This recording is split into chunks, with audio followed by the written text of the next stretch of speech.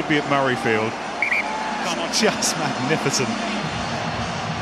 England are making changes. Tom Palmer is on.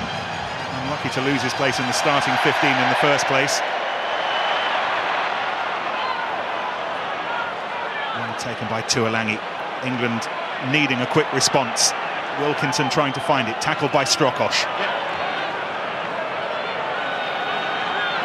Youngs to Easter, who remains on for Moody. Youngs to Thompson. Palmer there in support. Vernon was there, hopefully. Again Easter, that's the Scottish 22. Youngs, where's the English hero? Perhaps it's Wilkinson again. Oh, he's nailed that one. That's the mark of a man. It's been a long way from his night so far, but it takes a lot to keep Johnny Wilkinson down. Well, the master craftsman at work, onto his right foot. All good young fly halves are looking. Go out there and practice in your back gardens. Kick off your left foot, kick off your right foot. Punt and practice, because this guy, when it's needed, he can nail them.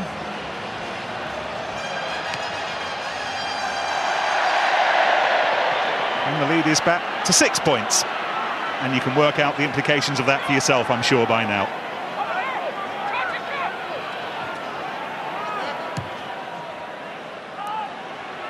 Youngs with the box kick. Vernon has run holes in the bottom of his socks this evening, as has Blair. This is Patterson. Not sure how many Test match miles he's got left in his tank. It may well be his final Test match, conceivably. He will hope, the whole of Scotland will hope, that it isn't. Here goes DeLuca. Second half replacement for the injured Max Evans, we're hearing, by the way. Release.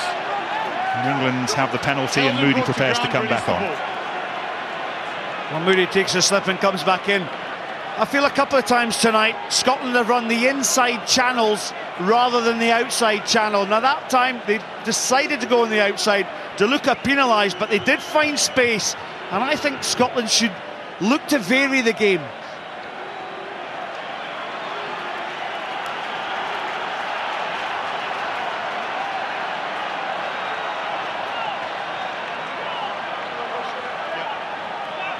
Quarter of a century now since Scotland last saw off England by the required 8. It's a bit more than 8 in 1986. 33-6 the final score at Murrayfield. Inspired by the likes of John Rutherford and Gavin Hastings, and a young whippersnapper called Scott Hastings scored a try at the end as well.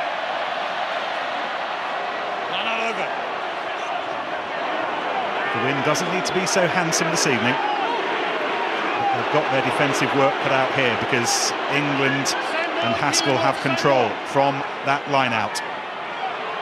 Right, use it once. Not really used this aspect of the game, Phil, much during the tournament so far, but that was to good effect. Here goes Wilkinson. This is Tuolangi. Scotland have worked hard to shackle him down whenever they can. Wilkinson again, drop goal, charged down by Parks. This is DeLuca. It's fast and it's frantic, and it's getting faster and more frantic. Here goes Daniele, hauled down by Tyndall. The chase from Patterson. Foden needs to take his time, and for a man who not so long ago didn't think that fullback was his natural position, he did that beautifully. All the work that he's done with Paul Grayson at Northampton. Wanted to be a scrum half, but the great Test fullbacks would have been very happy with that piece of work then. But it's still Scotland building with Parks. There goes the replacement at half-time, DeLuca. Held on to the ball, needs to be a little bit careful. Blair. Daniele is getting more and more involved in the game. Ashton needs to try and do likewise for England. He'll chase this kick for all he's worth. Oh, that is a magical kick from England's Chris Ashton. Yeah, punishing kick there. Daniele had men over. He should have put the ball through his hands, stretched that England defence, but Ashton, like a good winger would always do, covers his angles. Ben Young's fired a few passes. This is Wilkinson though, charged down. But Ashton, like a good covering winger, finds the space, knows where the space is on the angle kick. And there's that. This is an aspect of his game that's actually improved.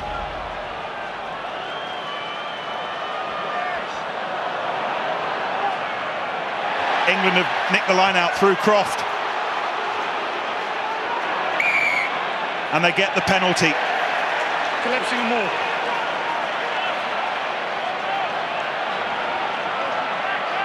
Tom Croft's work in the line-out has been impressive. Now here's a decision for Wilkinson. He's going for the posts. Great work from the England forward pack though, wasn't it? Nicking the ball for line-out.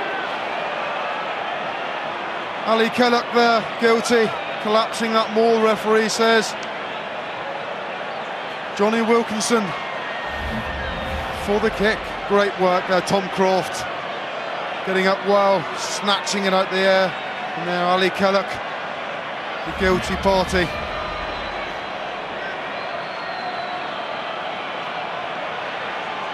Mike Ford to the left, Brian Smith, John Wells to his right.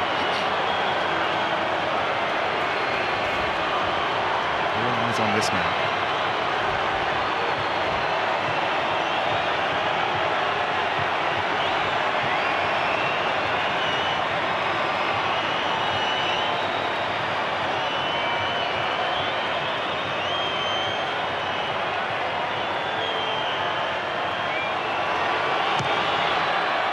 Oh, he's nailed it.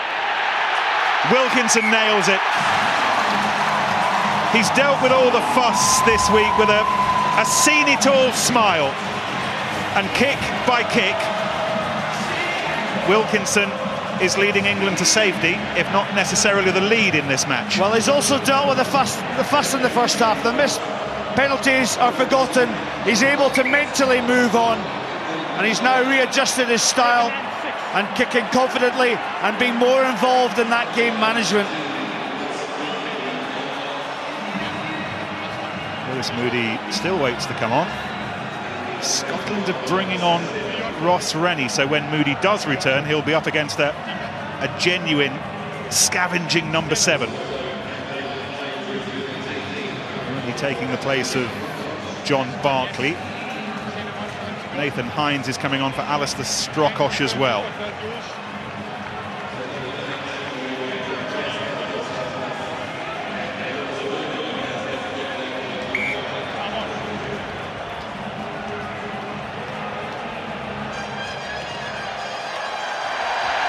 Parks with the restart. England's confusion. Daniele unable to capitalise on it. Word on the changes. Scott, you've been a fan of Ross Rennie for a while now, I know. Yeah, very much so. He's actually put pressure on John Barkley. I think John Barkley has played his part, but Rennie now has his chance to show just what a good open side he is. But this man there, Tuolangi, he's been the one bright spark, I think, really, in England's performance. Deacon again with another well-executed English line-out.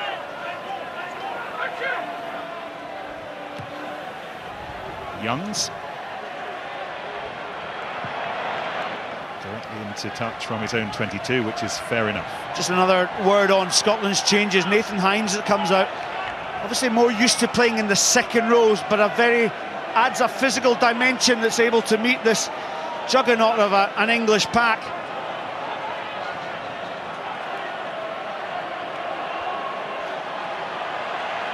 Minutes to go. And not one of us here or any of you at home know how this is going to end. At the moment, England are heading into the quarterfinals and Scotland for the time being are heading home. But so much time still left. This is Ansborough taking on Tyndall. Tyndall needed to make that tackle. No tackle. Armitage was there as well. Parks. That's interesting. Oh, it might yet work. Croft half slips. Gray was chasing him down and Croft needed all of his athleticism there to save England. Tyndall in the meantime has hurt himself trying to stop Ansborough. 22.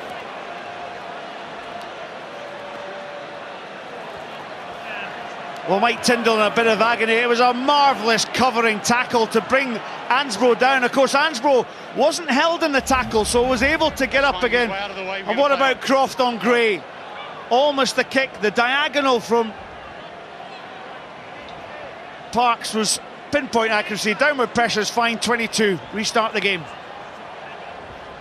You can see the effect of the wind on Wilkinson's restart.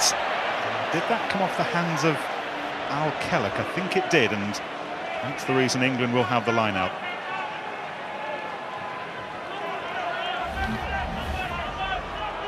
This is where Tyndall hurt himself. Got stamped on by his own mate, Dylan Armitage.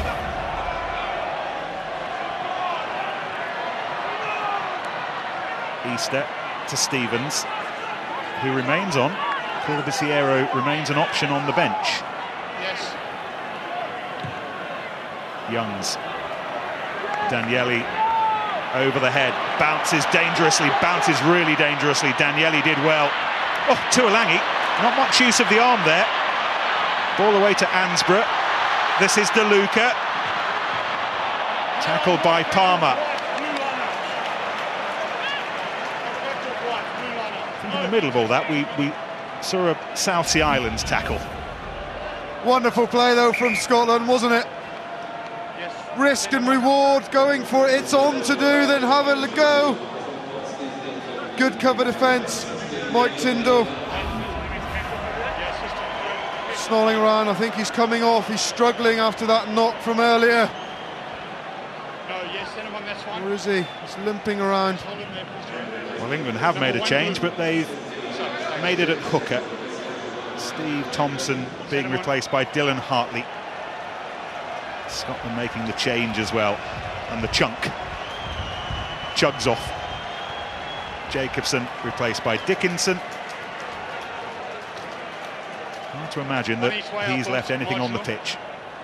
Player who's leaving Gloucester for sale this season takes his place. Scotland leading by 3. They remain 5 points short of what they need to rescue themselves. Rennie gathers the line out. Parks. De Luca has made an impact since he came on, but Tuolangi continues to make an even bigger one. Blair to Lamont. This is Rossford. Oh, it's an England penalty. Tiny moments, significant moments potentially. Held and brought to ground, release the ball. Well, Craig Dewber, the referee, he's animated. You heard his call. And Ford looks to the heavens. And yes. Up steps a certain Mr. Wilkinson to perhaps nail another one into the coffin. It's so tight, isn't it? Down he goes. Was he held? Well, maybe not. He wasn't maybe held in the tackle on the ground. But we've seen a lot of this in this Rugby World Cup 2011.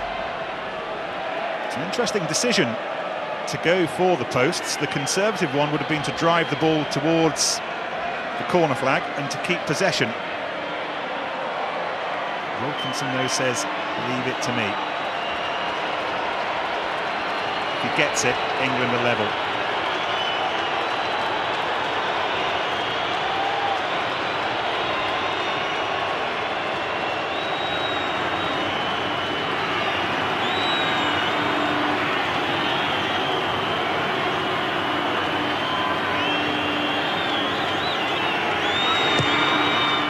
He's given that a real hoof. He's given that a real hoof. It was just short, though. Watching that was Toby Flood from the touchline. He's waiting to come on. Whether he comes on for Wilkinson, though, is another matter because Tyndall continues to hobble around. England might end the match with both Wilkinson and Flood on the pitch. They've still got the ball, but Scotland have turned the ball back. And now they get the penalty. Let him run, let him run! Taken quickly. Blair has to be given room to run in.